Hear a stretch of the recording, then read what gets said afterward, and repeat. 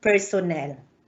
And then for the standard E or the sixth standard, the school establishes a mechanism for a resilient learning environment. And for the standard F, we have the school ensures a learning environment that fosters positive discipline. And the last standard would be the school provides support to rights and responsibilities of the learners to participate in maintaining a conducive learning environment. Okay. Based on the data presented during the division monitoring evaluation plan and adjustment or DMEPA, most schools who conducted the assessment are in level 1, di ba? And the effort to increase the intensity of SBM practice is evident in the documents maintained per SBM dimension. Then during the visit or the validation, the field implementers or the school lamented that the assessment has been reduced to bean counting, no? Parang na-over na tayo sa mga documents and that we don't have any parang standards kung ano talaga yung mga documents na dapat nandoon sa school natin. And that overemphasizes the collection of prescribed documentation, the compliance to some of which may not be within the control of the schools and are no longer reflective of functional system of good practices. Tama po yan. No? Collect tayo, tapos hindi natin alam kung ma-utilize ba, ma-apply natin. So here, during the SBM assessment, the school should conduct the SBM assessment and the division to determine the profile of its schools, which needs assistance and which needs recognition for good practices for benchmarking by other schools. No benchmarking. Kung meron po tayong magandang practices sa school natin, bigyan po natin award yun. And then so that other schools maka-benchmark. And that is why in the enhanced tool or rubric that we will be using during the validation in level 4, the MOBs are more of benchmarking of the best practices by other schools. It is explicitly indicated in page 15. Page 15, DepEd Order number 83, Series 2012. Note that one document like SIP can be a source of evidence for several indicators. No? Yan yung picture nako during during yan 2006 yata yan, yung region nag-conduct ng SBM assembly. Then several indicators across principles or dimensions. Based on this statement, if ever in the enhanced tool or rubric, we will encounter a certain MOVs that are repeatedly asked, no? Pabalik-balik, and then iba ang standard, iba ang indicators or meron po pabalik-balik na MOVs which the validators are looking into. Then it is not an issue because it is clearly stated that it can serve as the source of evidence in several indicators. Okay. What are MOBs for level 1? In standard A, the first standard, which is the school implements policies and procedures for a safe, secure, and equitable learning environment. The MOBs, what are these? These are child protection policy, advocacy campaign, symposia, on the rights of the child, photo documents, video clips, ADP on the forum on the conducted focus on the right of the child. Okay, that is for level 1. If the school only have these documents, then it falls only in level 1 for this standard. Okay. MOBs for level 2.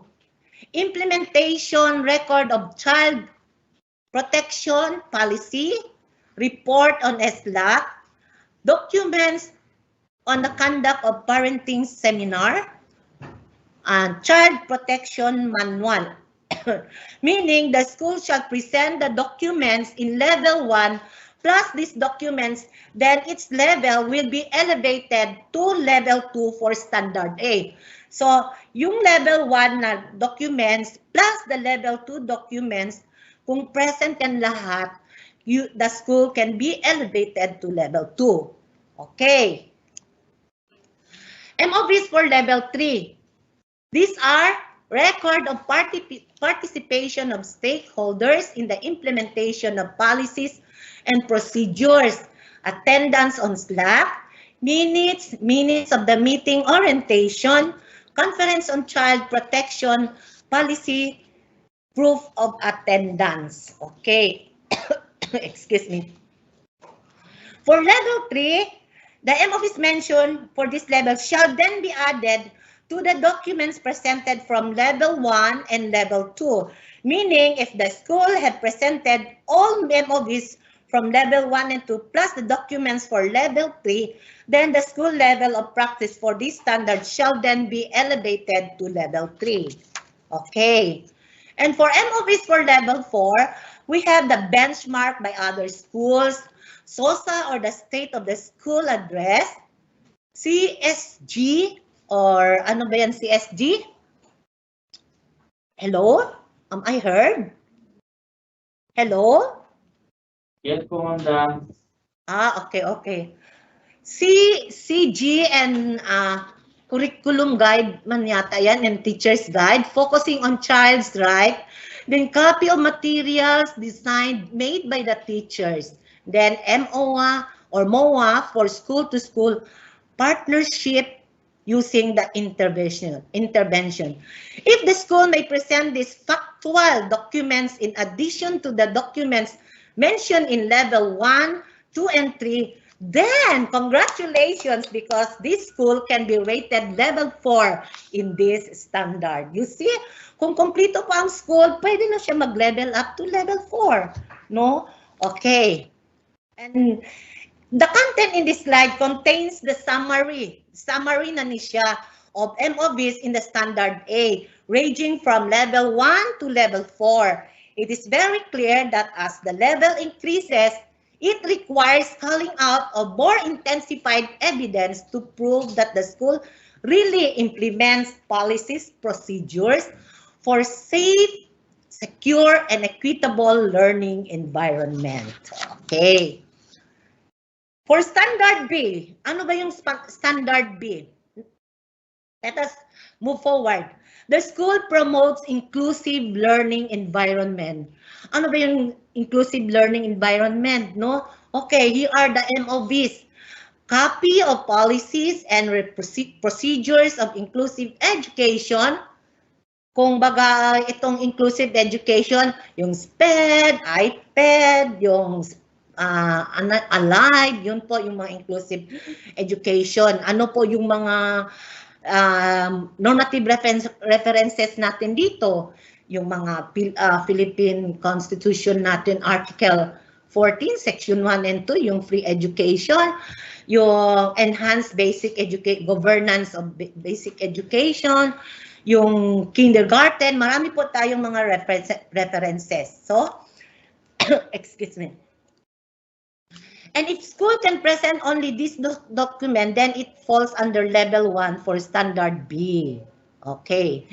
Then, let us move on the level 2. We have here the MOVs, records of implementations of policies and procedures of inclusive education, office memo in the promotion of inclusiveness, approved learning interventions. The level of the school will be elevated to level 2 if these documents shall be added to the documents presented in level 1. Okay. For level 3, in standard B, the documents are the following MOVs. Records of continuous implementation, innovation of policies and procedures of inclusive education with stakeholders, then continuous improvements in place, minutes of meeting of PTA and other stakeholders in the promotion of inclusiveness. If these documents can be presented in addition to level 1 and 2 documents, then the school will fall under level 3 for standard B. Okay. MOBs for level 4 on the same standard. Conducted advocacy on continuous education, massive advocacy on inclusive, properly documented, mainstreaming of LSENs, learners with special education needs, to regular class reflected in school form 2. No? And then, if we have this, excuse me, if we have these MOBs in level 1, 2, and 3, just like in standard A, as the level increases, more documents are also asked to provide that the school really promotes inclusive learning environment. Okay. On the other hand, this is the MOBs required, the summary of the standard B. Yan. Kung from level 1 to level 2, 3, 4, yan po ang summary for the standard B. The school promotes inclusive learning environment. Okay.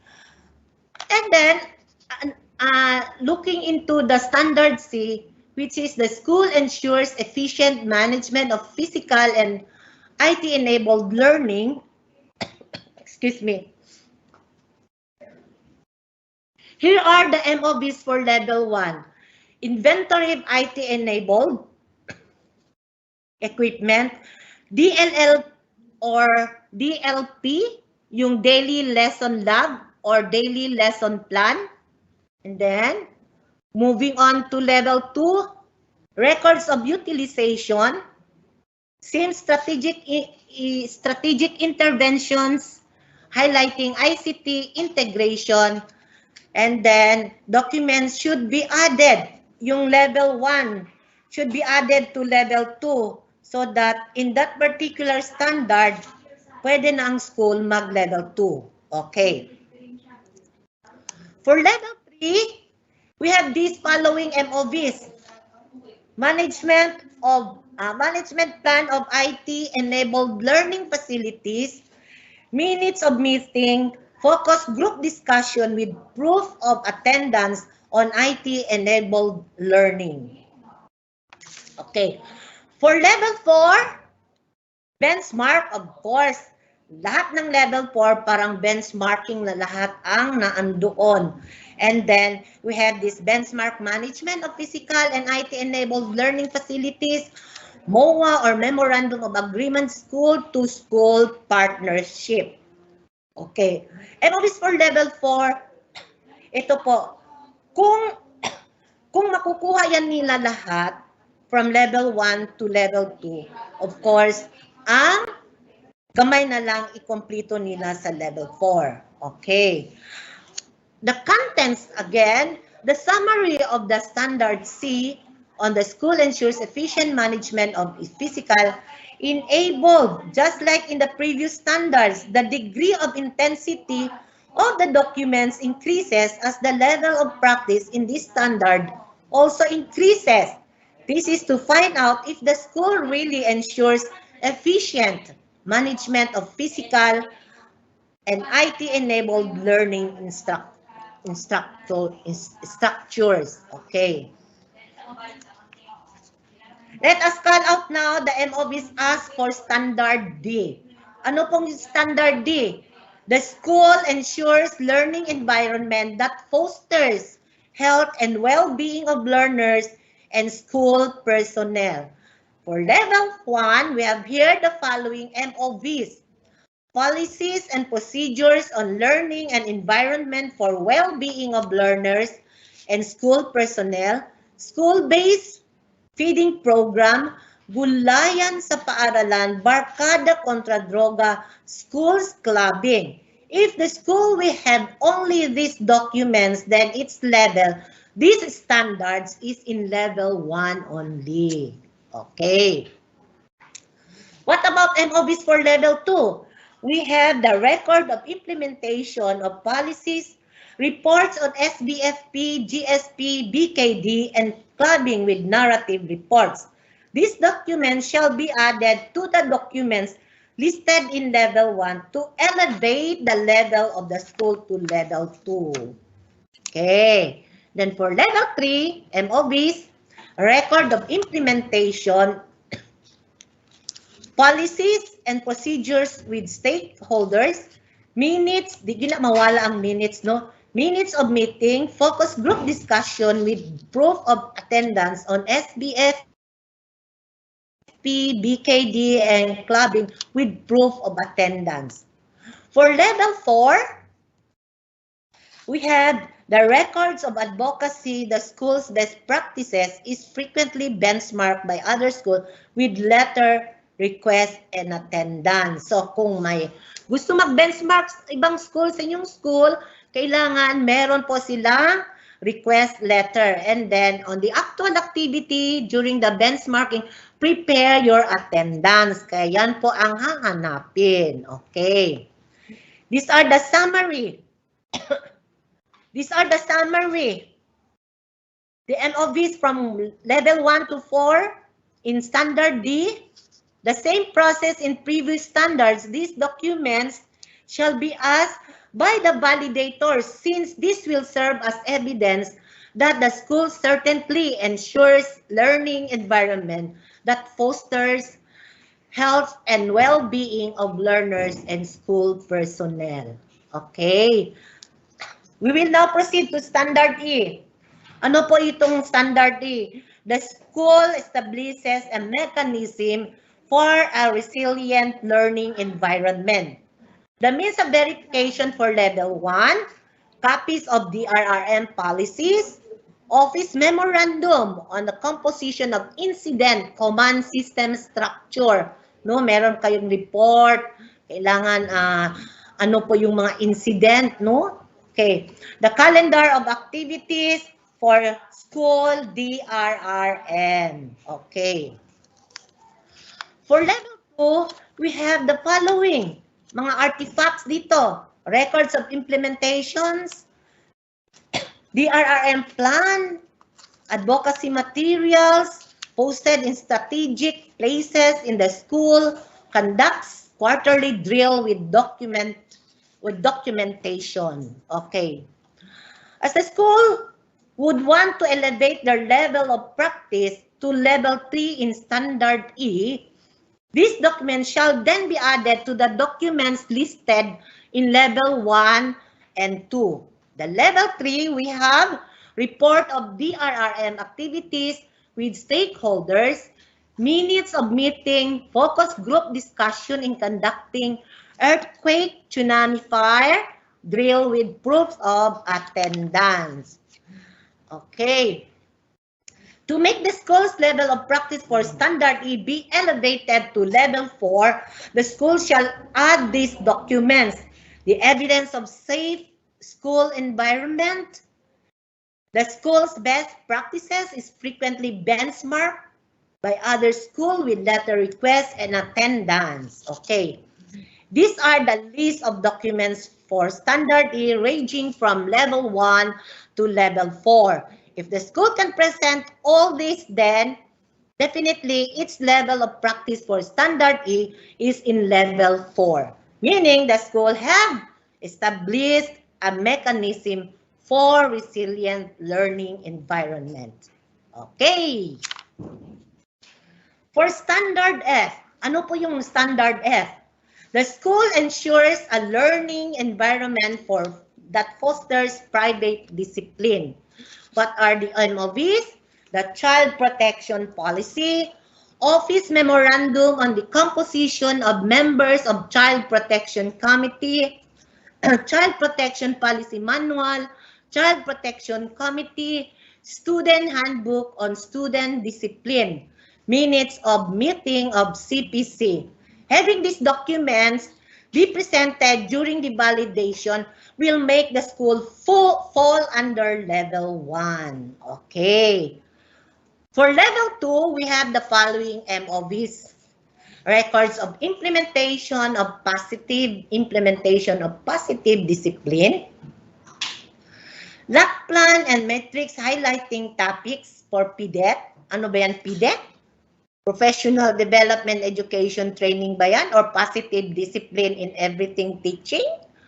Conduct symposia on VAUSI, violence against women with children, and child protection policy. Anecdotal records of learners' classroom policies and school discipline system. These documents shall be added to the documents listed in level 1 to elevate the school's level of practice for standard F to level 2. Okay. Going higher to level 3, these are the documents or the MOVs to be added in the listed document in level 1 and 2 to elevate the school's level of practice to level 3. What are these? The sustainability plan of positive discipline prepared by school and stakeholders, minutes of LAC, FGD, sessions, and on implementing PDET to enrich positive teaching practices. PTA resolution, supporting the school discipline system, SGC resolution, ensuring observance of policies on discipline in all school processes, and minutes of meeting. And for level 4, in this standard, these are the following additional documents so that the school can be tagged as level 4. Here are model positive discipline in a learning environment, massive campaign advocacy with pictorials, records on benchmarking activities conducted by other schools, records on technical assistance rendering to other schools. Okay. These are the documents or the MOVs or the artifacts that would support to the level of practice of the school in standard F.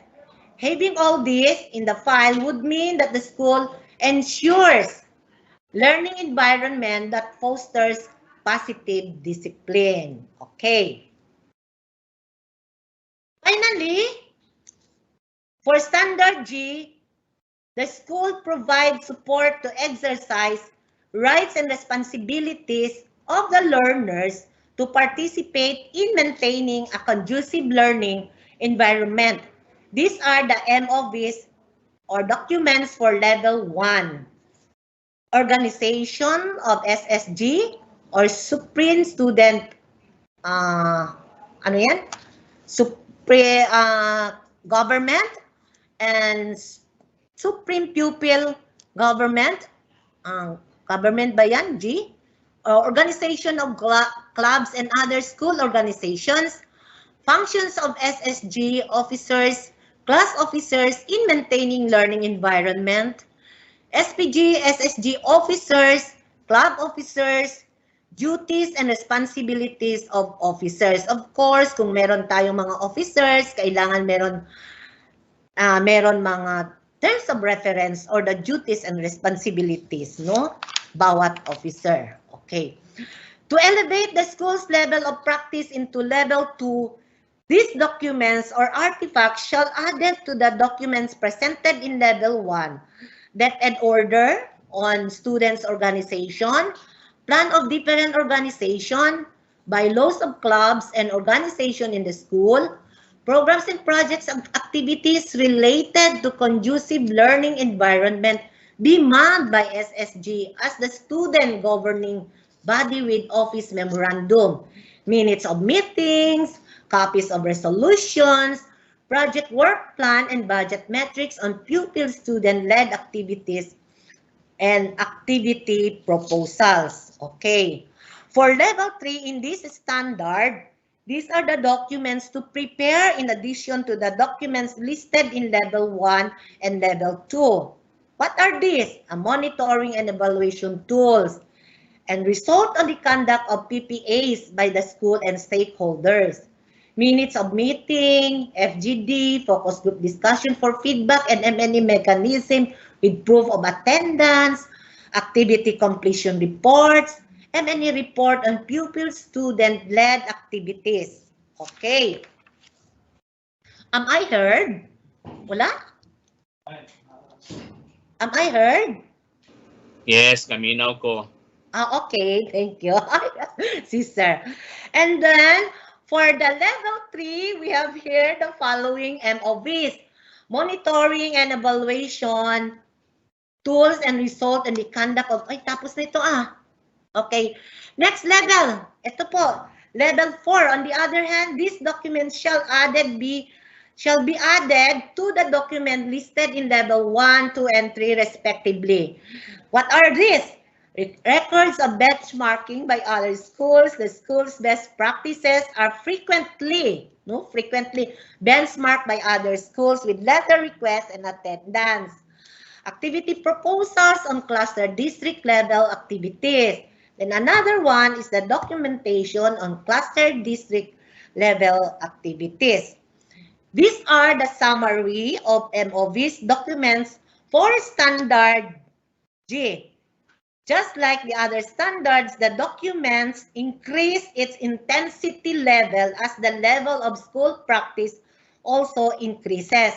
This is to prove that the school certainly provides support to exercise rights and responsibilities of the learners participate in maintaining a conducive learning environment, no?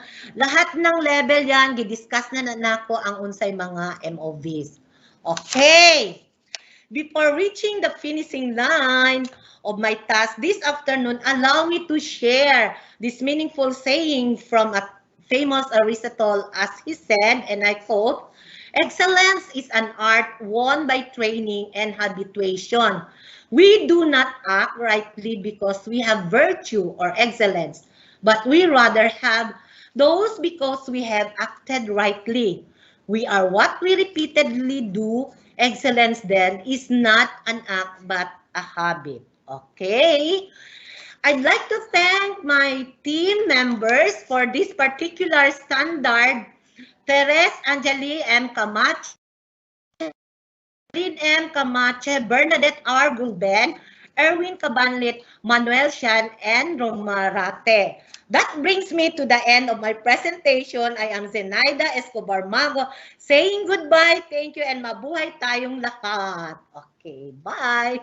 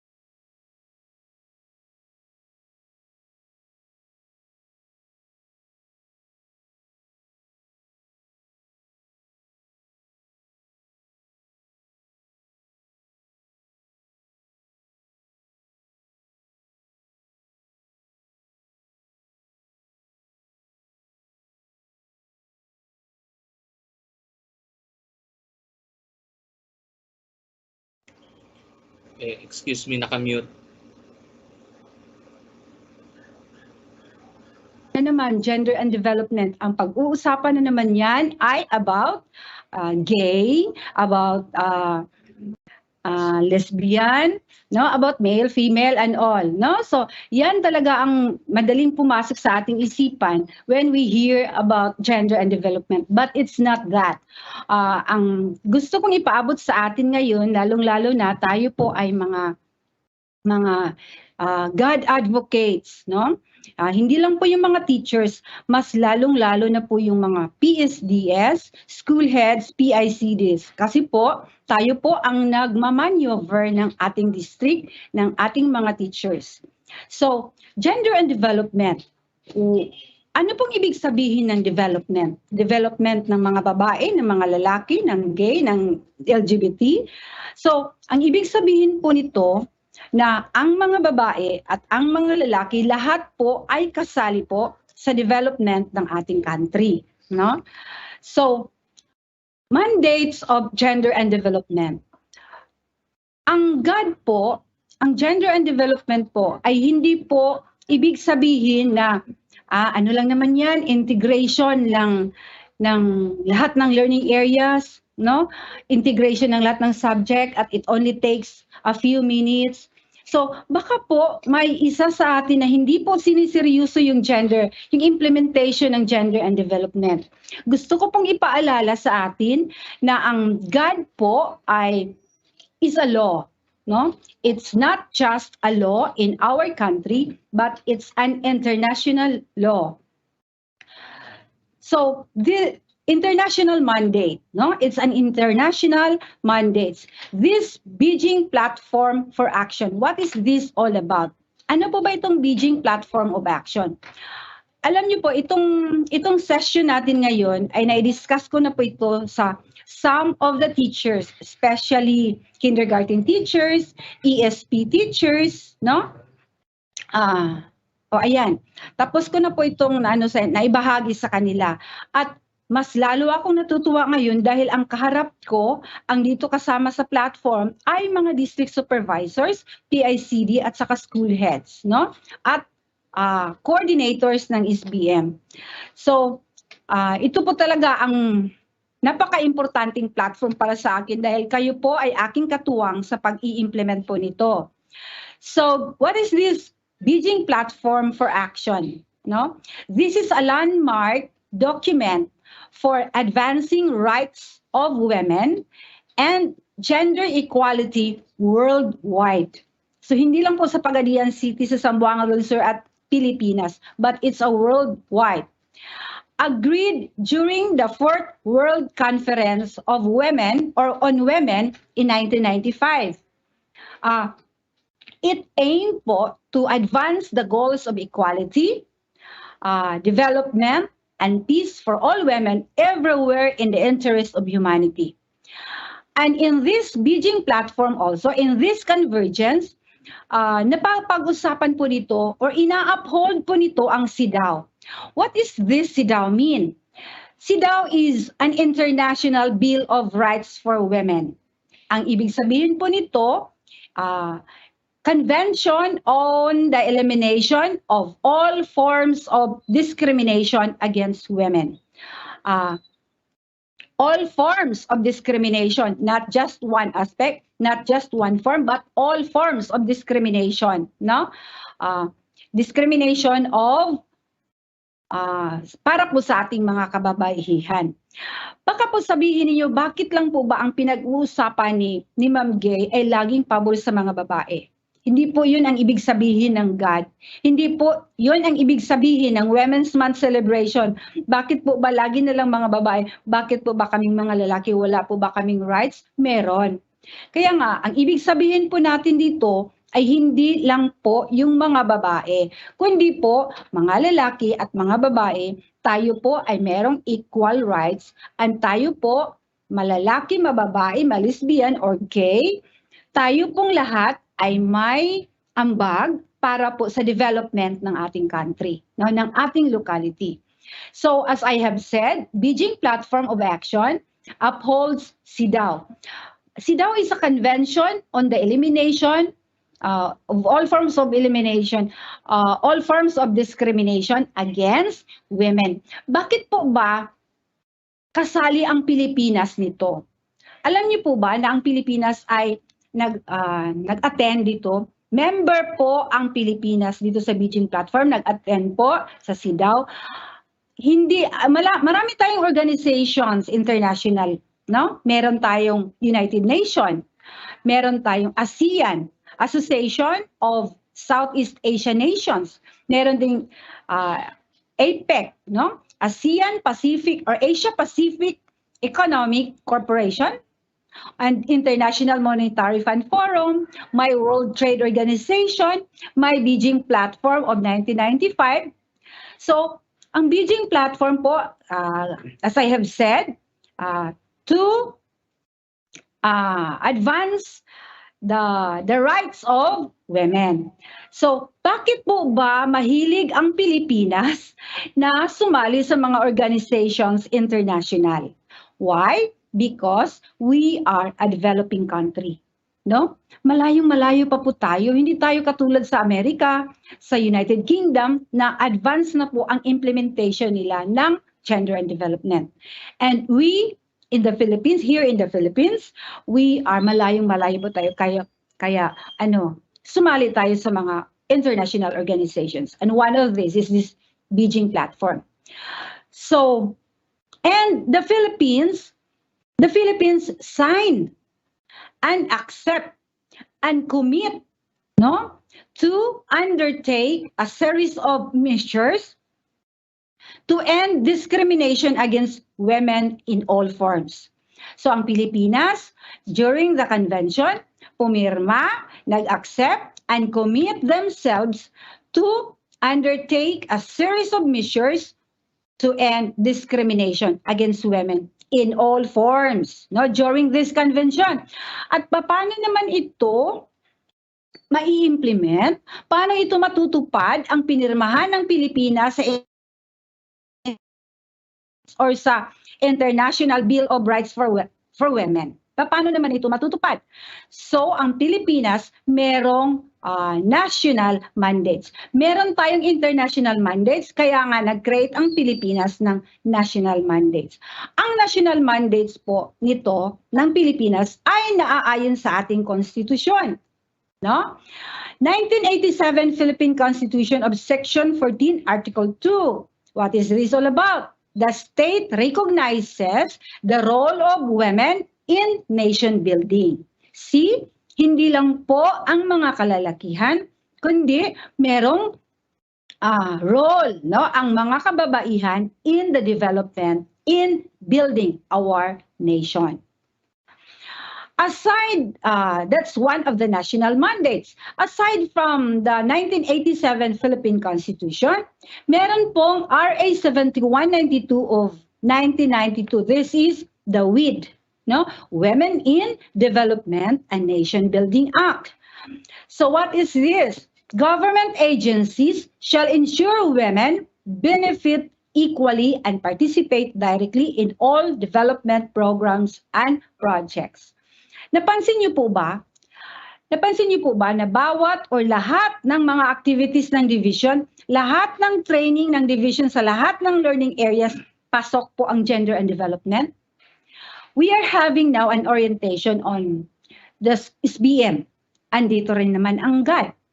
May oras ang GAD na mag-a-advocate. Kasi it's a mandate.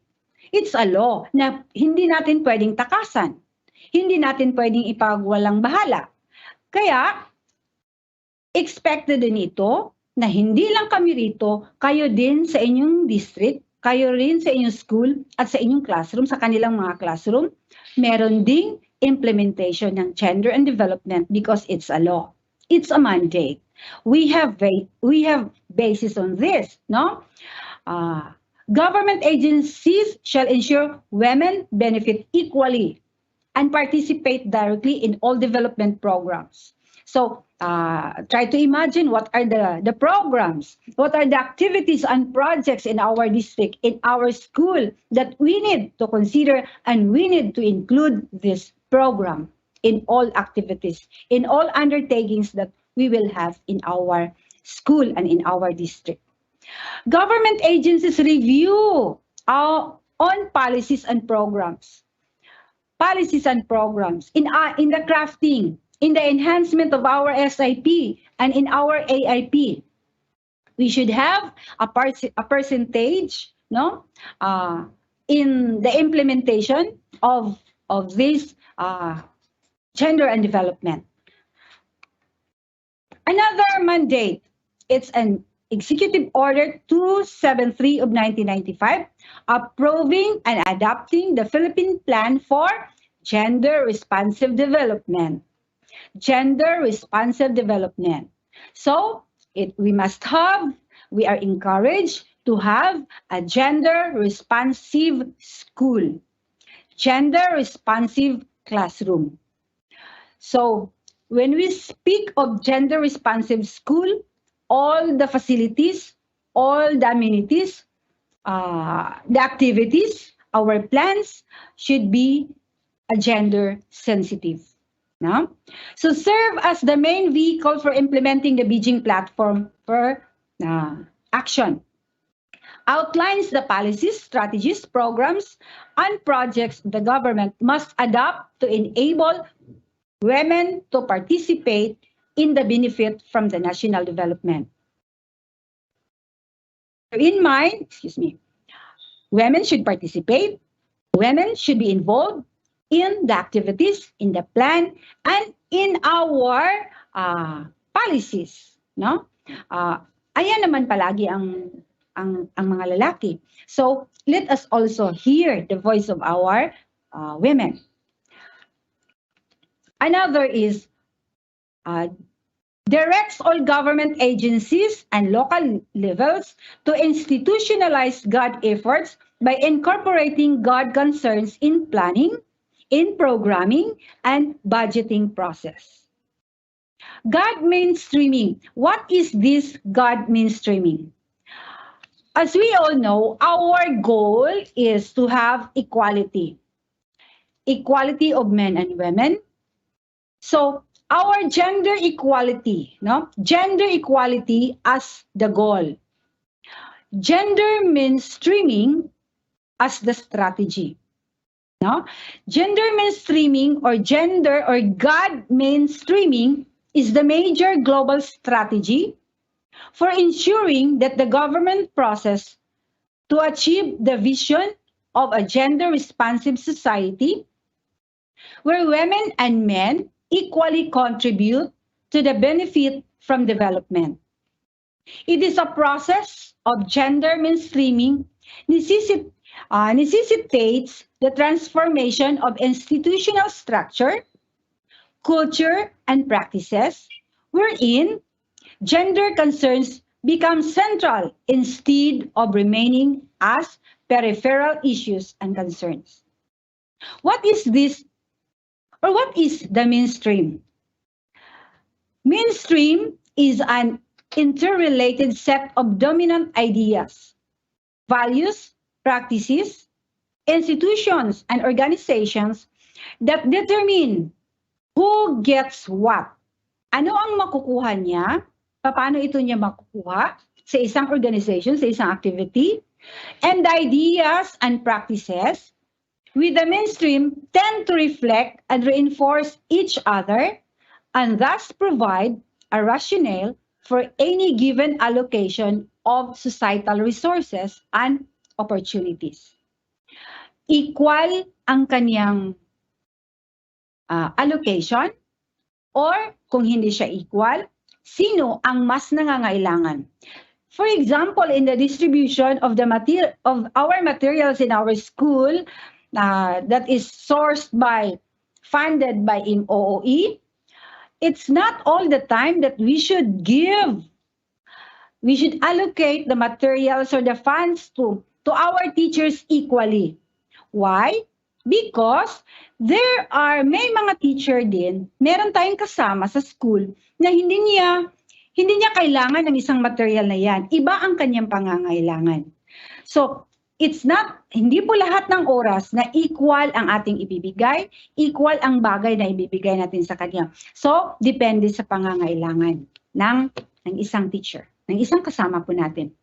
Another mandate, aside from those executive order, aside from those in the Constitution, we have also this mandate, the MCW. RA 9710 of 2009, this is the Magna Carta of Women. A comprehensive women's human rights law.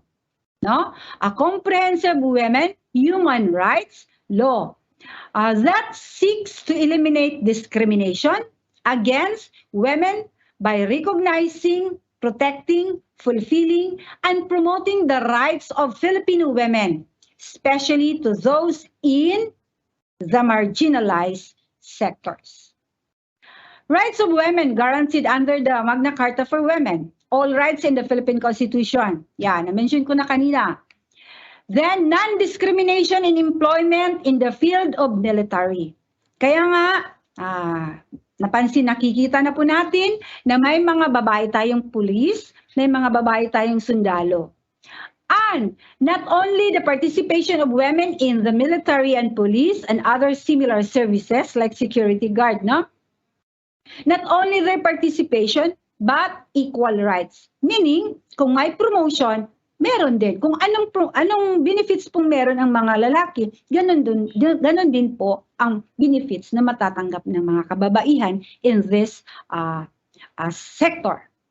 Non-discriminatory and non-derogatory portrayal of women in media and film. So, yung mga act, yung mga disrespect, no, na ginagawa po ng media, ng film, no, para sa mga babae, nawawala yung respeto sa kanyang pagkababae, yung pag-aabuso, no? Another, non-discriminatory and non-derogatory pa rin, no?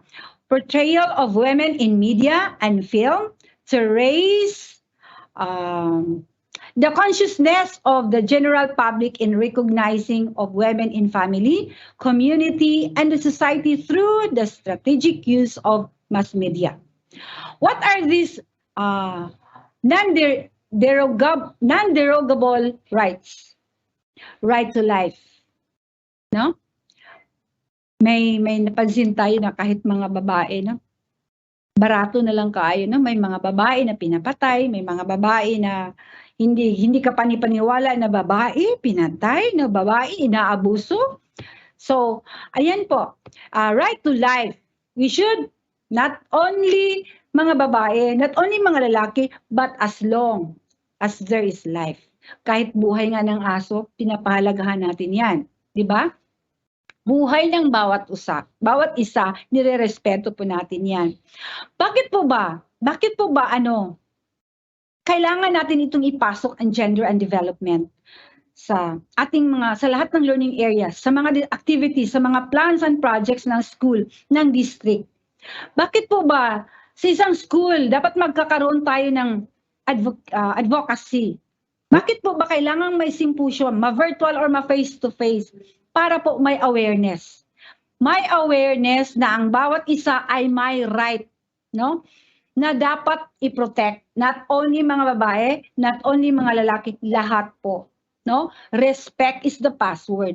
We should respect each other, especially to our students, no? Bakit po kailangan merong advocacy? Bakit po merong orientation on gender and development? Hindi lang po inirerespeto, pinoprotektahan po natin yung mga estudyante natin, kundi teacher to teacher din. No? Irerespeto natin yung kapwa nating guro, hindi lang mga babae, pati din yung mga lalaki. No? The password is respect. Respect to each other. So, right to life. No? Preserve life, not only to women, but lahat po. Freedom from torture or cruel, inhuman, and degrading. So, kasi minsan, lalong-lalo na po, pag bombarded tayo sa task, bombarded tayo sa trabaho, nawawala na po yung respeto natin sa ating kapwa. Nawawala na rin, nagiging cruel na tayo, no? Parang hindi na tayo tao kapag nakikipag-usap na tayo sa ating fellow teachers, fellow workers, no? Inhuman minsan yung mga ating creator. Treatment or punishment, and freedom from medical, no? Or scientific experimentation without consent. Meron din, yes, totoo. Ini-eksperimentuhan tayo, no? Hindi lang naman mga babae, pati mga lalaki, ini-eksperimentuhan na walang pahintulot. Siguro, pareho na rin yung nagpo-post ka ng isang personality, ng isang tao, no? Hindi lang babae, basta isang individual, pinopost mo without the consent of the owner of that face, no? Isa din yan, disrespectful din yan, no? Isang disrespect, and that's included in the non-derogable rights or derogatory, no, portrayal. Another rights of women guaranteed under the MCW, comprehensive health services and health information and education. Okay. Lahat po sa atin ay may right na mag-leave, mag-file ng leave. Di po ba? No? So, leave benefits of 2 months. Hindi lang mga babae, pero lahat tayo empleyado ng gobyerno, no? May karapatan po tayong mag-leave, leave of absence, as long as nagpa-file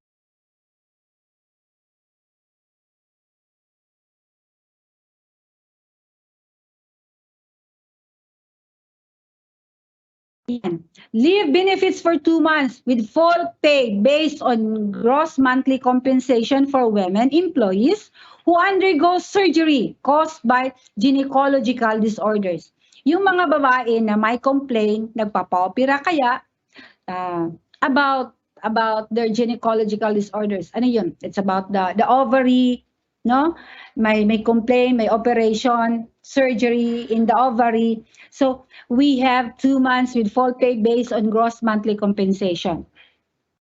Another, maternity leave, no? That is special leave benefits for 2 months with pay for women employees who undergo surgery caused by gynecological disorders. And not only that, maternity leave, di ba? Non-discrimination, equal rights in all matters relating to marriage and family relations. PCW to assess all gender mainstreaming programs of government agencies. Ayan po. Paano po i-assess ang gender mainstreaming program, implementation ng school, ng agency, ng PCW? Makikita po yan, machi-check po yan ng PCW sa ating mga GAD plan. GAD plan, Gender and Development Plan and Budget. All government agencies shall adopt gender mainstreaming program to eliminate gender discrimination. Ano nga ba uli ng itong gender mainstreaming? It's a process to attain our goal. What is our goal? Gender equality. Okay. MCW's institutional mechanism for gender mainstreaming in all government agencies, DepEd, district, school, and down to the classroom. Gender analysis of agency policies programs. Paano po ba natin ito makikita? Dito po sa ating SIP, sa ating AIP, no? Makikita po natin dito ang implementation ng gender and development, ng discrimination against women, no? So ayan po sa ating GAD plan and our implementation. The cost of implementing GAD program shall be the agency's GAD budget, which shall be at least 5% of the agency's total budget appropriation. So 5%, no? That's include the MOE, the PS, and the capital outlay, no? So we have to extract 5%. So senior citizen, ilang percent po ba? 1%. But GAD has 5%. No? So we will have a thorough discussion on this in this part during our orientation, during our training, no, for school heads, identified school heads, parang ano yun po, central school principal, one central school principal, one district GAD coordinator, one secondary school principal, and one secondary GAD coordinator sa bawat district po. That will be on November 3, 4, 5. No? A memo will just follow, will be posted. Basta, we'll have a thorough discussion on this 5% of GAD because during that convergence, isa po sa mga topics ay yung preparation of GAD plan. COA to conduct annual GAD funds audit. Okay. Gaya ng sinabi ko, we have to allocate 5% of our budget for gender and development. And we must implement that. Kailangan ipasok po natin yan sa ating mga plano dahil po, titingnan po yan ng COA kung paano mo ini-implement yung 5% ng GAD. Ay, ma'am, dili na lang dyan ko mag-apil-apil o spend, himog plano anong 5% sa GAD. Murag gihapon, ma'am, makuha ta. No? Because 5% is COA-able. Makuha ta. Yeah, talagang i-question ka ng COA. Meron kang matatanggap na memorandum. Ano po yun? AOM, Audit Observation Memorandum. Why? Dahil hindi mo na-spend yung 5%. Hindi mo na ipasok sa iyong SIP or sa iyong AIP or sa iyong plan na yung 5%. Ay ma'am, labad na kayo, daghan na kayo, ma-AOM ko. Mas lalo kang ma-AOM dahil i-question ka, dahil may mga programs na hindi mo ini-implement. No? Hindi mo gagamitin, hindi mo gagastuhin. Iko-question ka pa rin dahil may mga programs na hindi mo ini-implement dahil hindi mo ginagamit yung 5%. At kung sumobra ka naman, mas lalo ka rin kuwabol dahil merong 5% lang dapat at lumagpas ka, nagiging 6% na yung disbursement mo. So, we should follow para po maiwasan yung paghaharap ng AOE. Another, GAD focal point system composition. Every time we visit a school to conduct an investigation, may problema, may report pong dumating dito sa office, nagtatanong po kami, una pong tinanong namin, kasi may report na yung teacher nagko-complain against teacher. Teacher to teacher, teacher to parent, parent to teacher, bata to teacher, estudyante to teacher. No, ganun ang problema na dumating dito sa office. Ang una pong tinatanong ng GAD focal point system ay, meron po ba kayong GAD focal point system? Sino-sino po yung composition po ninyo? Sinabi ni principal, yes ma'am, meron. Sino po yung leader? Ako po ma'am, principal. Very good. Sino-sino pa ang mga members? Hindi na makasagot. Dahil for reporting lang yung submission dito, yung kini-create, sinusulat ng isang tao, sino-sino ang mga members. You should seriously organize the composition of GAD focal point system. Kasi po, yun po ang magko-convene, yun po ang mag-sit down kung merong mga problemang a-arise po sa ating school. Lalong-lalo na yung mga discrimination, yung mga abuse na mga pangyayari ng isang teacher sa kanyang kapwa teacher, ng isang teacher sa kanyang estudyante, or ng isang principal sa kanyang estudyante, or principal to teacher, teacher to the principal. So you should create and must be functional. No? Functional dahil kapag may problema, sino pong mag-a-address diretso ay yung GAD focal point system. Wag po, ayag lukduha principal, aron dili ka mabugatan kasi may committee po kayo. Another mandate, guidelines for the creation or strengthening and institutionalization of the gender and development focal point system. Yeah, i-institutionalize po natin dito after the composition, after organizing. Institutionalize, implement. Then ito po ang mga functions ng GAD focal point system. And again, this will be elaborated during the training. Okay, ito mga functions, coordinates, effort of different divisions. Sa school po, wala namang kanya-kanyang division, learning areas, no? And other agencies, not only DepEd, tayo magtuyok-tuyok sa implementation sa GAD, we can connect to other agencies like DSWD. Ano yung sa PAPCOM? Sa PAPCOM, sa PNP, no? We can coordinate with other agencies. Okay, these are the guidelines, no? In general guidelines, no? Outcomes and goals embodied in the, sige. Again, this will be deliberated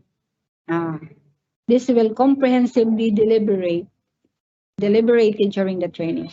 Essential elements in the GAD planning and budgeting. Ayan po, ang mga elements in the crafting of GAD plan and budget. Ang GAD plan po ay once a year. Binabago po yan yearly. Tapos hindi na isali pagka following year yung nai-implement na po. Ito po ang template, ito po ang nasa loob ng ating GAD plan. Programs and projects and activities, the gender issues, your objective to attain the issues, to solve the gap, to solve the issues. Yan, ano po yung objective mo? Ano po yung mga activity to address the issue? Target, no? Performance indicator and the budget. Ayan po, mas klaro po yan. Sige, costing and allocation of the GAD budget. Ayan po. Then, this will be my last slide. I would like to leave this statement to each and every one of us. Gender inequality is more than a goal in itself. It is a precondition for meeting the challenge of reducing poverty, promoting sustainability development, and building good governance. Thank you, ladies and gentlemen, and good afternoon once again.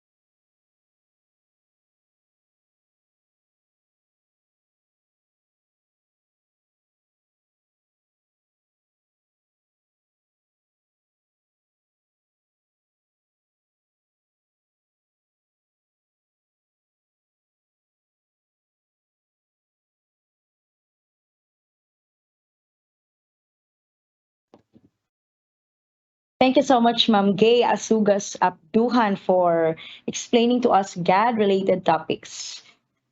Okay, we are down to the last session for this afternoon, ladies and gentlemen, to give you the possible MOVs for management of resources and validating guidelines, techniques, and tools.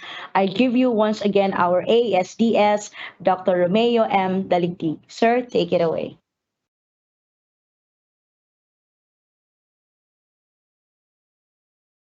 Once again, good afternoon. I would like to congratulate all of you who stayed tuned in our implementation, orientation on SBM processes and validating for school-based management level of practice for fiscal year 2022. So I'd like to share with you some of the possible means of verification for the SBM principle number 4, entitled Management of Resources. And then we have the first standard. The school ensures the programs, projects, and activities are funded as reflected in the school plan. So for level 1, means of verifications, you have work and financial plan. And then under that, we also have school improvement plan, then annual implementation plan, work and financial plan. And then we have per PPA, the programs, projects, and activities. And then we have the APP, annual procurement plan, annual implementation plan, and school implementation plan. You have noticed that some of the MOVs are common across all principles. But as long as you have this one, it's up now to the SBM task force or validating team to look into these MOVs if you are in the level 1. But as your level of practice progresses, then we can also include MOVs for level 2. And MOVs for level 2, we have list of priority improvement areas. So in this case, you need also to conduct identifying improvement areas based on the data, especially our key performance indicators that will guide us as to what to focus in our priority improvement areas. Then additional to that, we have the project proposal or the statement of budget, especially the budget of expenditures. And then we have the project in charge. This project in charge should be in a form of like a memorandum order that you are a project in charge, and then the budget matrix, and then we have the eligible for MOE utilization, and of course the statement of budget. And these MOVs are for level 2. So anyway, all these are regularly prepared and regularly conducted by our school heads or school planning team as far as management of resources is concerned. Then means of verifications for level 3, we have list of PPAs with funds, requirement, and resources prepared by the school and its stakeholders. So here in the level 3, we understand the standard or the requirement is there is already a coordination and collaboration between the stakeholders and the school. And then we have the MOA, Memorandum of Agreement or Memorandum of Understanding, either of the two. And then we have PTA allocation for PPAs, and then minutes of the PTA meeting allocating the funds for PPAs. That means to say there should be a copy of the minutes of meeting that the PTA and the school sat down for a time to determine the allocation of funds for the different programs, project, and activities that you wish to accomplish at the end of the year or at the end of the school improvement plan timeline. And then MOVs for level 4, we have shared fiscal planning and budgeting practices to other schools. That means somebody has also gone to your school to benchmark. And then records of sharing or invitation, these are documentation process to prove that you have already interacted with the other schools in terms of fiscal planning and budgeting practices. So sharing of best practices, I should say. Then we have the SOSA. And then we have the Transparency Board, Conduct Cluster, District LAC for focal or fiscal management, sharing of best practices. So if you are leveling up to level 4, then your requirements are higher. There's already a collaboration or an integration or an interaction between other schools. And that is a proof that your level is already level 4. It's higher than level 3 and level 2 and level 1 normally. And at the bottom, you can find there other concerns encountered by the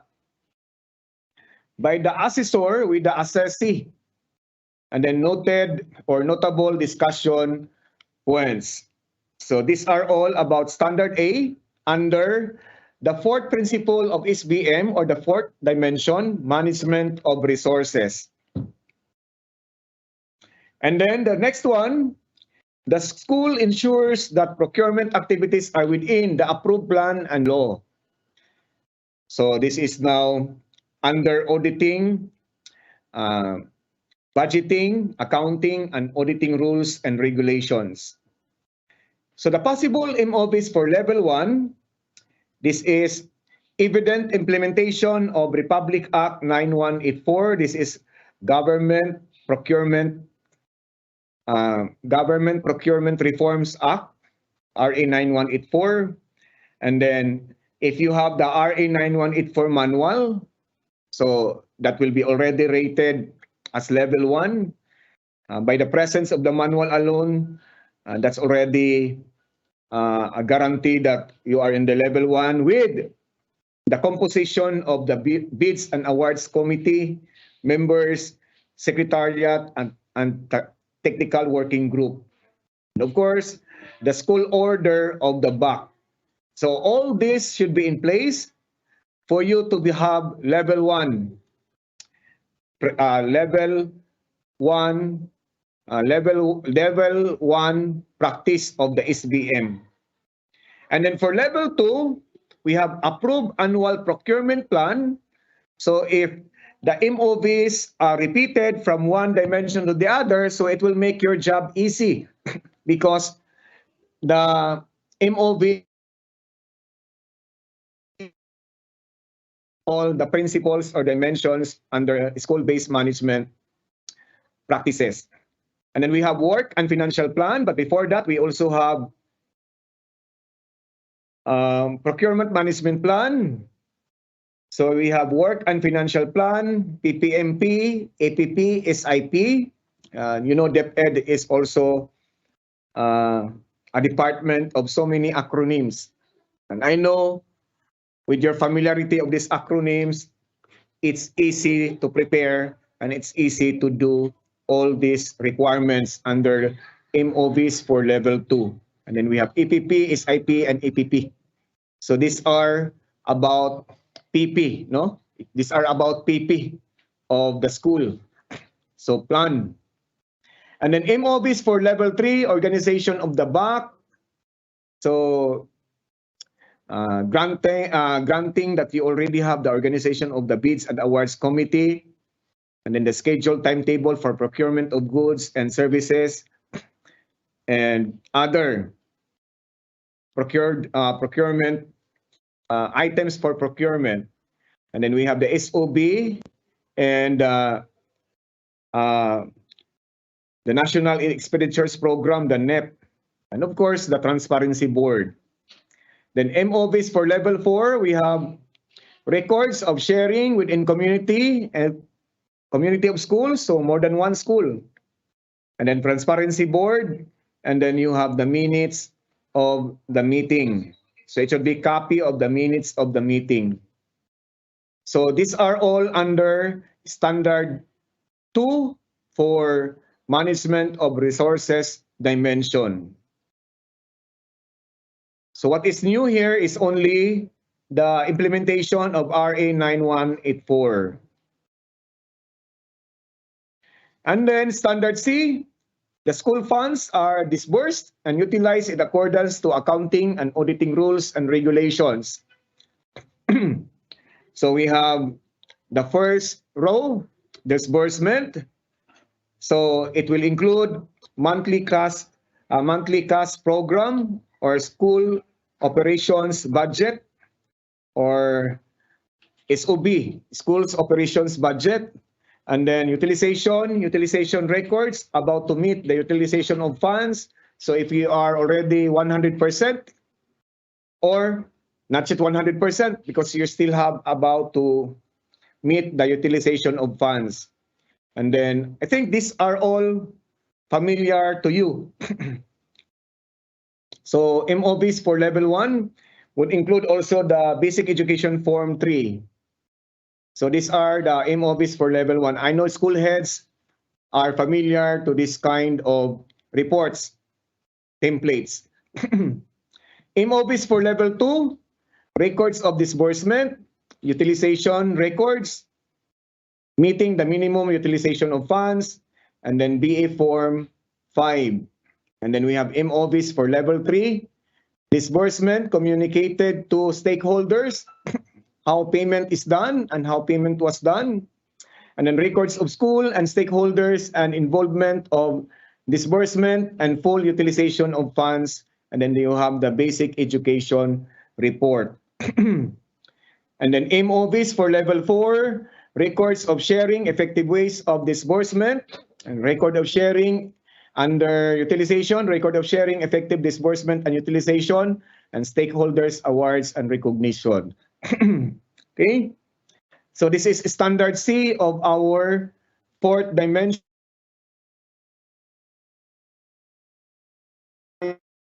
It is the disbursement, communication to all concerned, especially to our stakeholders.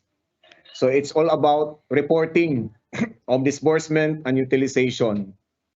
And I think the division is also giving awards for the 100% utilization of funds in the school. And that will come in level 4, MOBs for level 4. So if you want to go for level 4, then all these MOBs should be in place and be ready. And then standard D, the school implements management strategies to mobilize resources. Okay, MOBs for level 1, as long as you have resource mobilization plan, what are the activities to be considered, especially as the year ends, no? Towards the end of the year, you have to really readjust or realign on how you are going to mobilize your plan or your resources and put all of them into a plan. Then MOBs for level 2, implementation, record of resource mobilization. So what is that? Report. Report of the implementation of the resource mobilization plan. So when there is a plan, there should be implementation and there should be reporting to prove that you have implemented what you have planned beforehand. MOBs for level 3, school and stakeholders innovation of resource mobilization plan. So it's up to you because school head is also expected to have the creative skill on how to innovate. And that's part of the 21st century skills, innovative skills.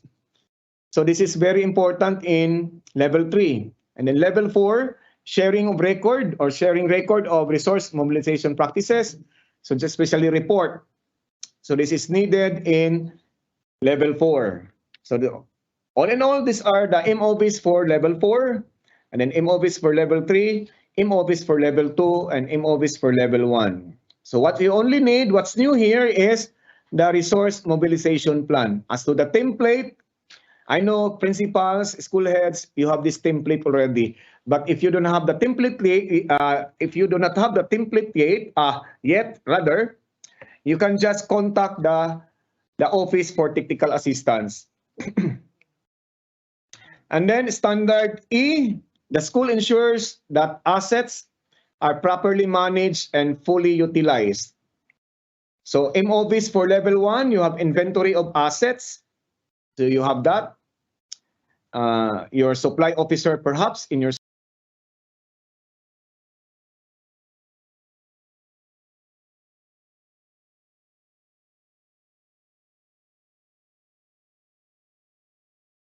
school, especially if you are an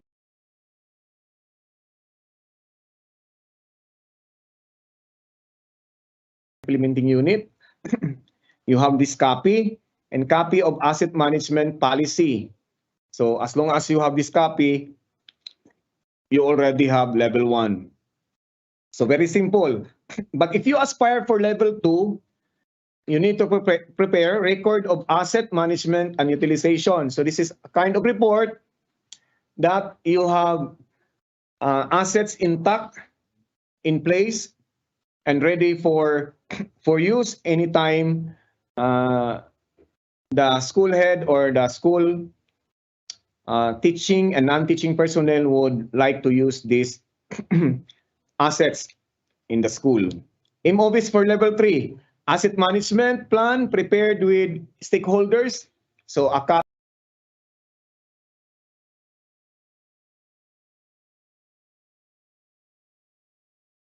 copy of the minutes will do for you to progress to level 3. And then MOBs for level 4, shared to other schools the best practices, especially documentation, pictures. You can have that. And then standard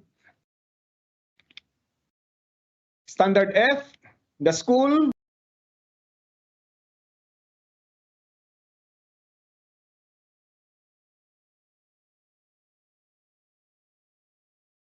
complies to all physical and financial reportorial requirements in a timely and accurate manner. So again, you will need here the WEP, PPMP, and then APP, EIP, SIP, the work financial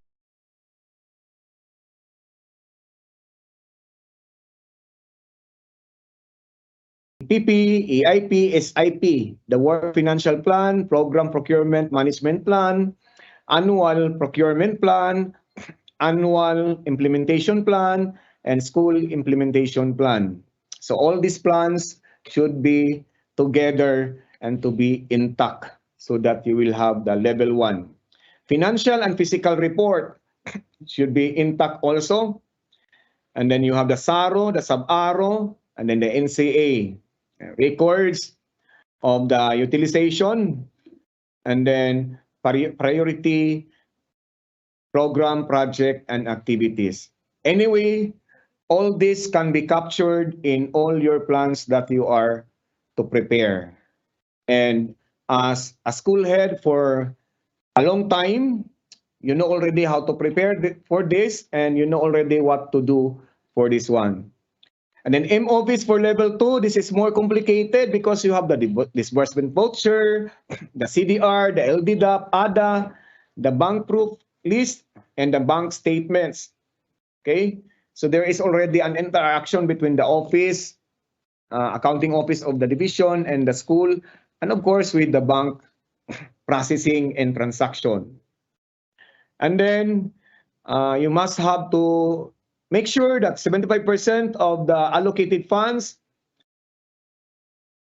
are already used and ready for reporting.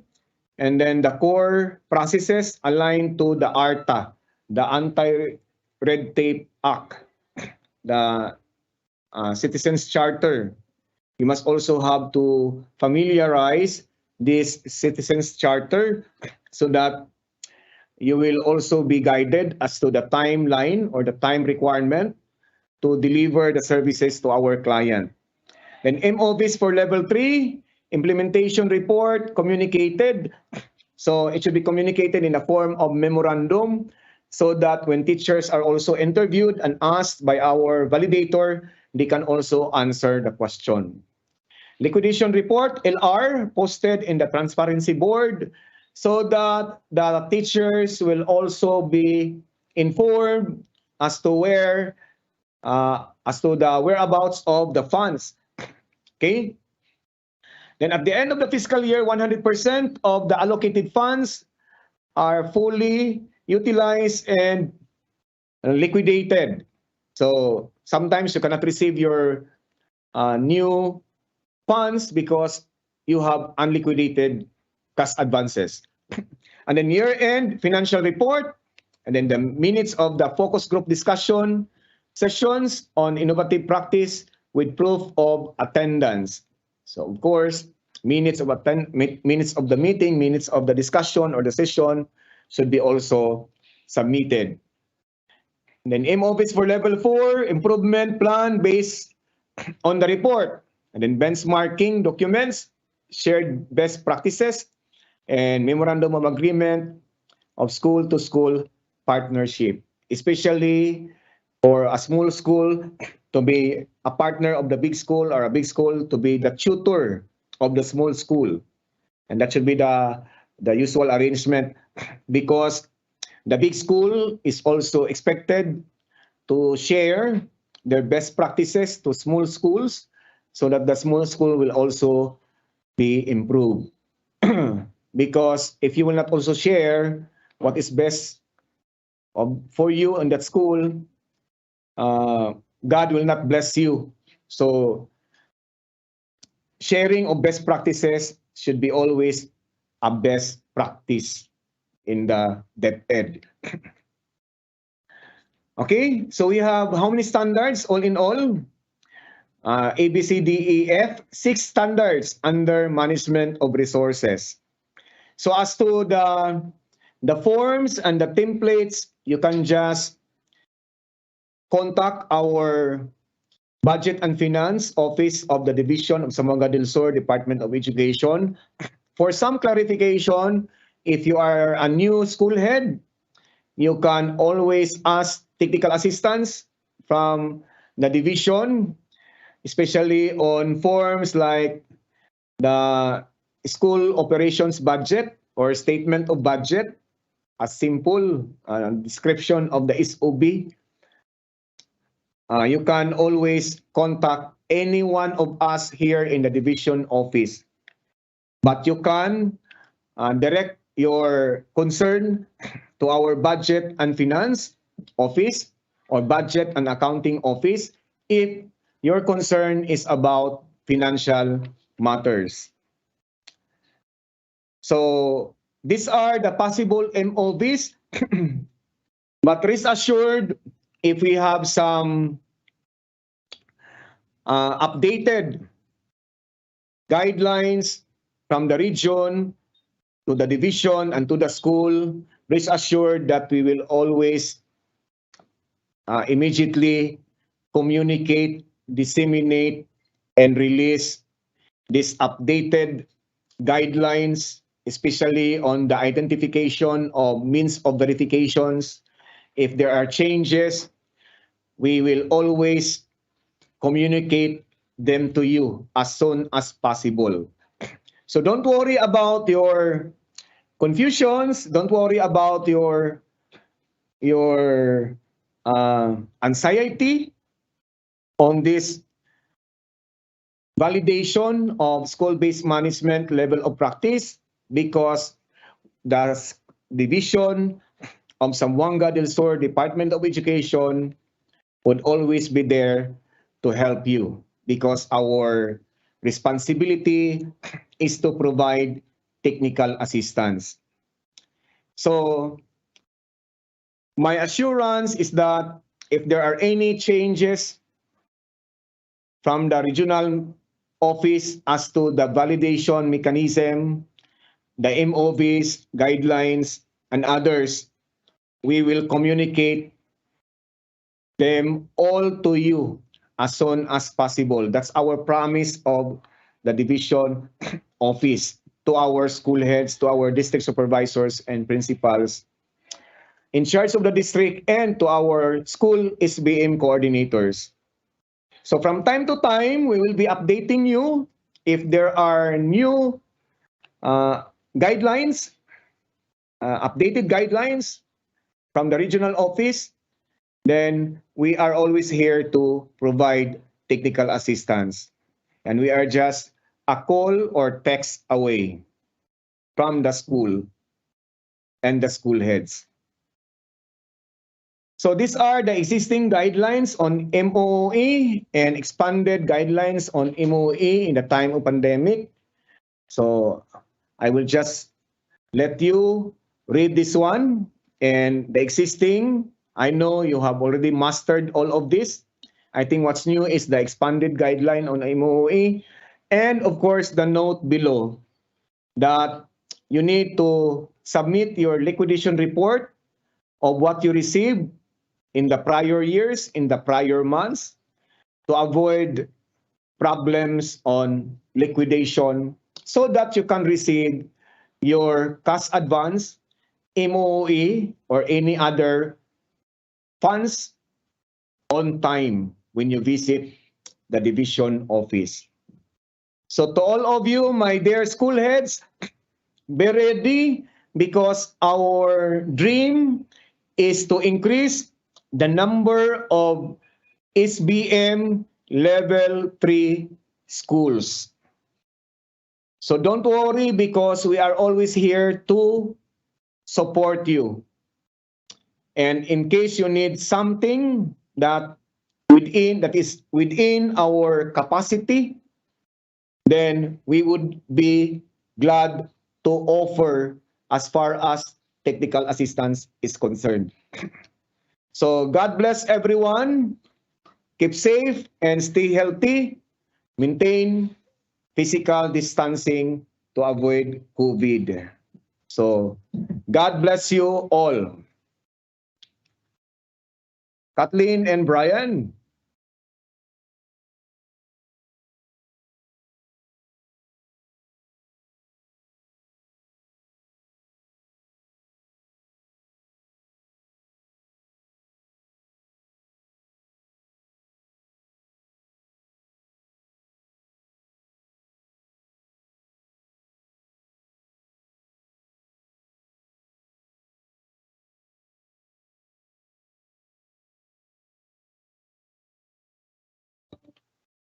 Thank you so much, Sir Romy. And that ends the sessions for this afternoon.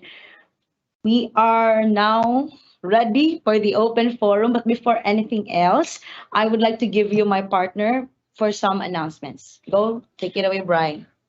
Thank you, Kat. Kat, as in Kat. Okay. PAT. Right. So we would like to inform the recipients of the television sets coming from the provincial government that tomorrow will be the distribution of television sets to identified recipient schools for Congressional Districts 1 and 2 at the New Pavilion Provincial Government Center, Dao Pagadian City. So if you don't know yet, asaning New Pavilion, this is located at the rear side or at the back of the division office. So there is a new building with a red roof. So you can locate it very, very quickly. So again, tomorrow will be the distribution of television sets for identified recipient schools for Congressional Districts 1 and 2. We would like to emphasize only for the identified recipient schools coming from Congressional Districts 1 and 2. That will start at 9 o'clock in the morning. The activity will be graced by our Provincial Governor, Honorable Victor J. Yu, the Congresswoman of the 1st District, Congresswoman Divina Grace Yu, and of course our school's division superintendent, Dr. Maharani M. Jacinto, and our SGOD chief, Dr. Ernesto F. Tardo. Thank you. Wow. Congratulations in advance to the recipients. All right. On standby are our two chiefs and the two ASDSS to answer your queries. So if you have questions, please do not hesitate to type on the chat box. First question is from our PSDS from Gipos, Ma'am Tess Abad. Please refresh my memory on the composition of district SBM assessors, team, and validators.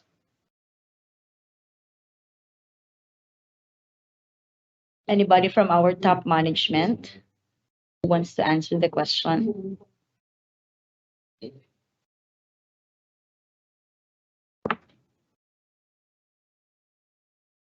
Again, the question is coming from the PSDS of Kipos, Mamar Sabad. Do we have anyone to answer this question? Excuse me. Okay, go ahead, Sir Ryan? Tardo. Thank you, Can sir. you hear? Yes, sir. Can you hear me? Yes, yes, sir. Yes, sir. sir. Yes, sir. Actually, in the release memorandum, there is no specific. In other words, the district supervisor has given the leeway to choose their team in the district, especially in the validation uh, of the school, no? Kasi it's because as per memorandum of the district the regional office, level 1 will be validated by the division. However, the work of the supervisor is to monitor the readiness of the school who will be submitting for validation. So in other words, if the school is ready for the validation, it is the school uh, who will request for the validation, and then the supervisor will recommend after after the monitoring of the supervisor as to the readiness of the school to be validated. So, depende na yan sa supervisor kung paano niya i-constitute yung team niya sa district. Because kung pwede sana, hindi tayo magbigay ng burden to the school, because each school will prepare for the validation. Kasi usually kung magawa tayo ng team sa district, most probably kukuha tayo ng mga school head, no? So in that case, mapabayaan na ng school head ang school niya in the preparation of the school for the validation. Kaya ang suggestion namin, the work of the supervisor is just to monitor on the school in terms of the readiness.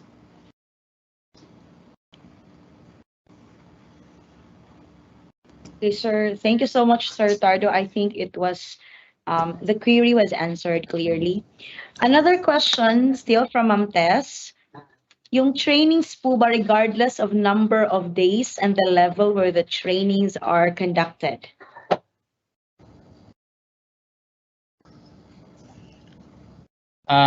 Nasa topic ko yan, no, about trainees, training. Yes, sir. Yes, sir. Bali, ang ano doon, ang qualification natin is when we talk about training, kasi iba yung training kaysa orientation lang, no? Usually naman wala namang, kung may training na 1 day lang, okay din yun, basta it categorize on training. And then yun sa level 1 yun, sa level 2 dapat 2 training, level 3 3 training ang natin ng school head, at saka iba namang kategory doon sa mga teachers. Thank you, sir, for addressing the question. Now we have another question from Maria Violeta Mascual Flores. Good hangin on, ma'am and sir. Can you please give us the required MOVs of the different levels of SBM of each indicator? Ibig sabihin yan yung yung presentation ng different MOVs for different dimension. That will be attached on the release memorandum, the different MOVs, identified MOVs. Kasama na yan doon sa in-release na memorandum for the launching and enhanced SBM in the division level. Okay, Pastor. Thank you so much. Thank you, sir. Another question. This is with regards to the gender and development. Clarification po sa GAD budget, is it exactly 5% or at least 5%? Kasi if at least 5%, okay lang siguro nalalagpas po siya ng 5%.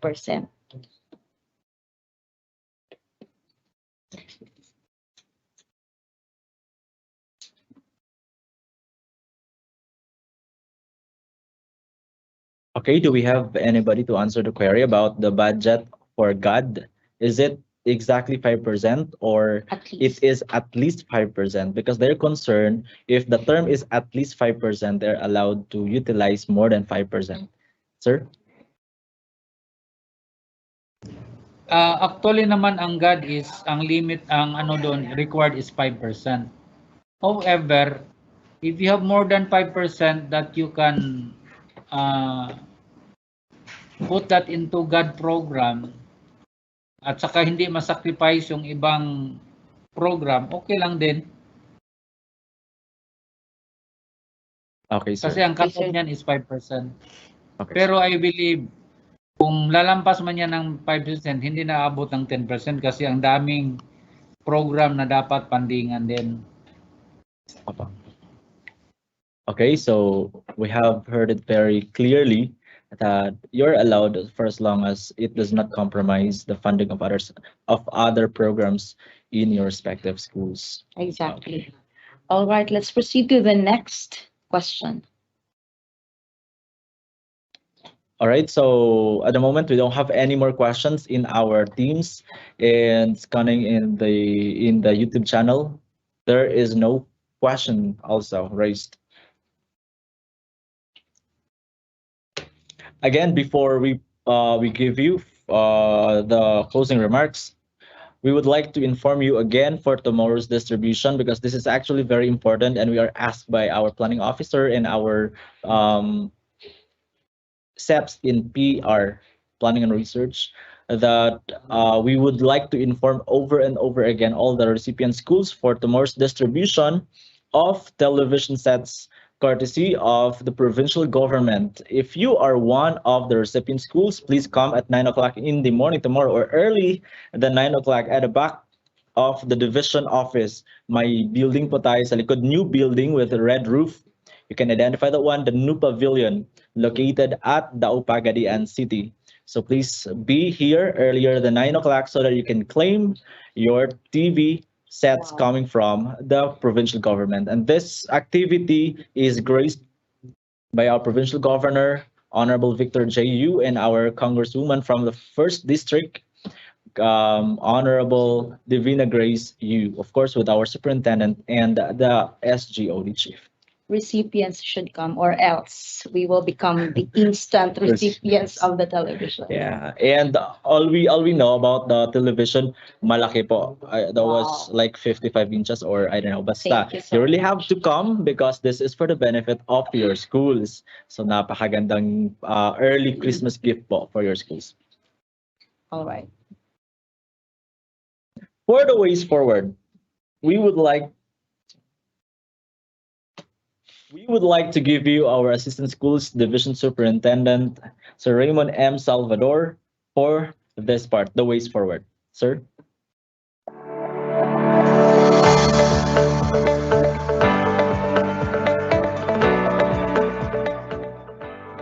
Good afternoon to everyone.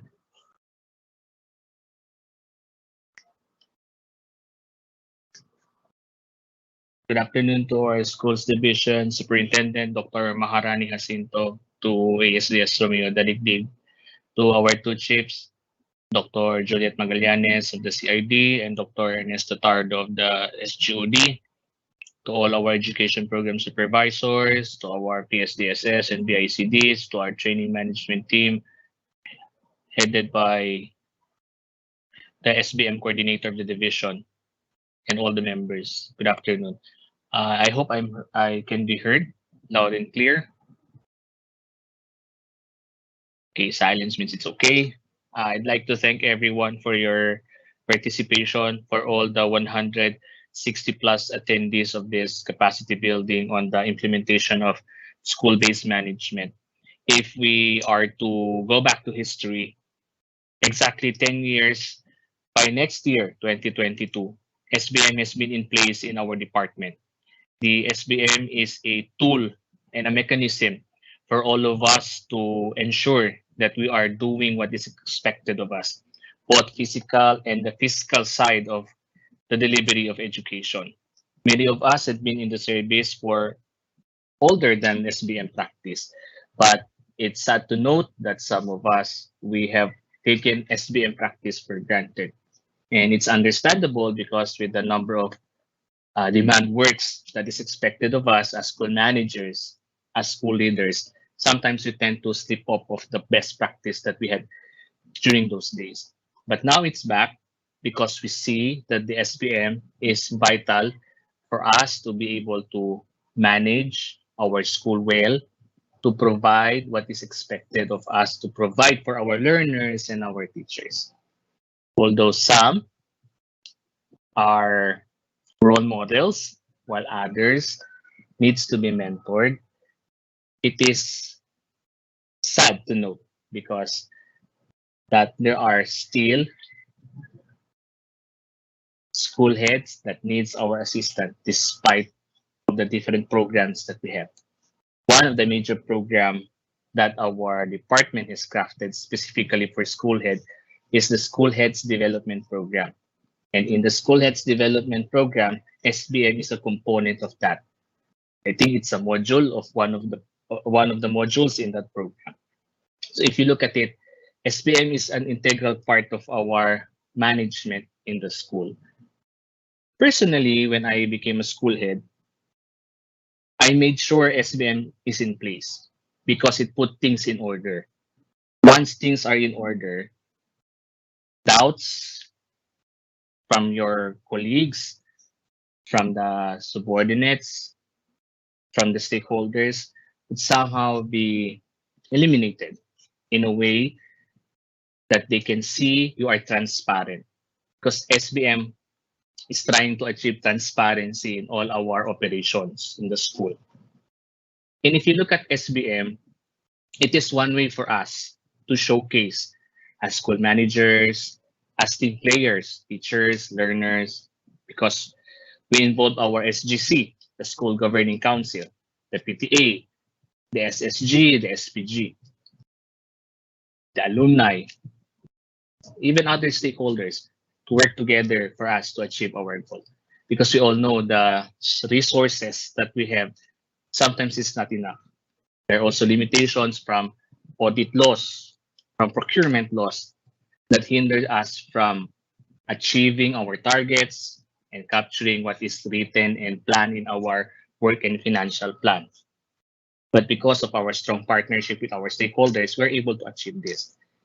Some are able to capture this in document, and others were able to share it as part of their practices. Unconsciously, we are not aware it's already part of the SPM practice, di ba? But we sometimes fail to capture and document. But this time, we are recapacitating you, reorienting you, for you to be able to go back on how to document your practices. You know, SBM is like the theory of Abraham Maslow, the hierarchy of need.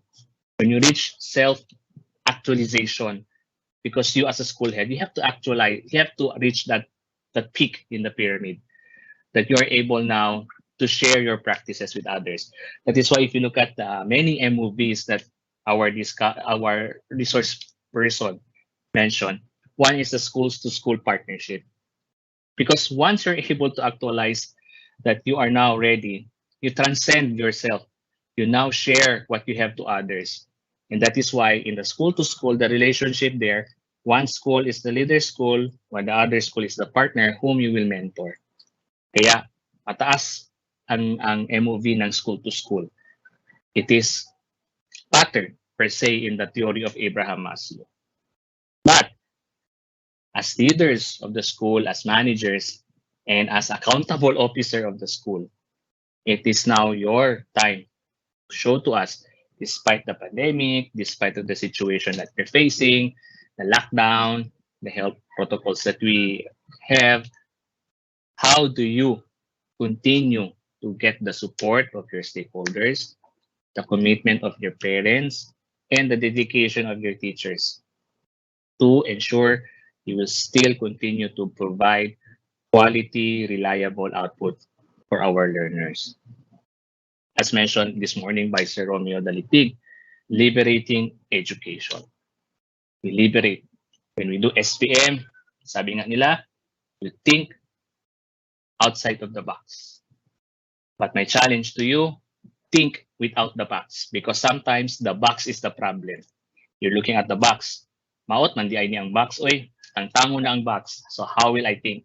Think without the box. Although it's somewhat of a joke. But for millennials, for Gen Z, for Nintendo generation, kami mga Nintendo generation kami. We sometimes want to remove the box so we can see the other side of the box. Because if you just think outside of the box, you can only look up, but you cannot see the surrounding. You have to have a 360-degree vision as a leader. Because in this VUCA world, you need to become fully equipped. Sabi nga ni Sir Daligdig din, borrowing his word, industrialization 4.0. So we have to be ready. So this orientation is just one of the many steps that the schools division of Zamboanga del Sur is undertaking to ensure that we will be able to assist and provide technical know-how, and our experts will also be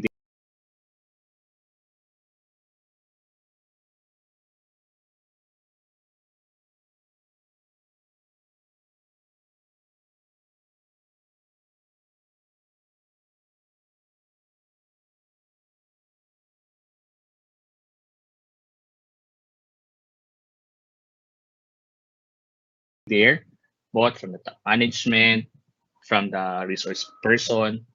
We will be there to assist you and guide you. Our PSDSS, our PICTs will also be there. And just like to add, there was a question I wasn't able to back in as regards to the composition of the group when we do the validation, when we do preparation of our SBM. If we go back to DO 83, one paragraph there says that how do we constitute the committee for the assessment? Of course, there should be 4 subcommittees. There should be members in each committees in the school headed by a leader in the committee.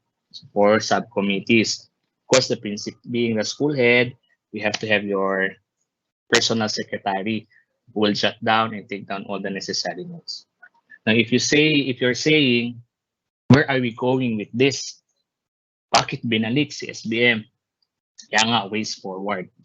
If you go back to the time when mainit talaga si SBM. Kahit ako, nung teacher pa ako, anong sabi yun, sir? Kalantrasikal din. Hinahanap natin lahat ng documents. It's because in DepEd, we are trying to achieve a one mission, one vision, one quality management system for the department. It's now currently being pilot tested in one of the divisions in the country. And you are to expect by 2-3 years, it is going to be implemented from the central office going down to the school level. And how will you get ready for this if you will do it abruptly? SBM is one of those steps that we are undertaking for you to be prepared when the time comes for us to work for our ISO accreditation at the school level. So school managers, PSDSS, PICDs, it's time for us to work collaboratively because I know together everybody achieves more. That is why it's called a team. So to everyone listening, still present in the virtual platform, my congratulations to you for taking the challenge and for accepting this challenge. To the training management team, congratulations also for conducting and for having this orientation successfully. To everyone, keep safe. May God bless you always. Thank you so much for listening.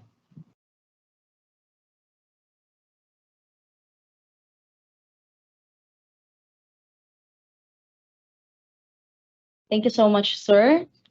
On behalf of our top management and the prime movers of this training, we would like to say thank you, everyone, for joining this one-day capacity building on the implementation of the enhanced processes of assessing and evaluating school-based management level of practice for calendar year 2022. Before we finally bid our goodbyes, we would like to add this announcement to all the school recipients again of our television sets. This is just a very, very new announcement. School head and PTCA or barangay representatives and the recipient PSDS are invited to attend because this is just to address also the question, should PSDS go with the school heads? Ito po. Not only the PSDS, but also the school head and the PTCA or barangay representatives are invited to attend on the distribution of the TV sets. But if in case you wanted to bring someone else to carry the television back home, pwede, but they can just stay outside of the hall because we are maintaining the social distancing inside the venue. Again, school heads and PTCA or barangay representatives, together with the recipient PSDS, are invited to attend tomorrow's convergence. All right, no more. So these have been your hosts. My name is Kathleen Joy Padilla, And my name is Brian Tilembros. leaving you with this quotation. Management is doing things right.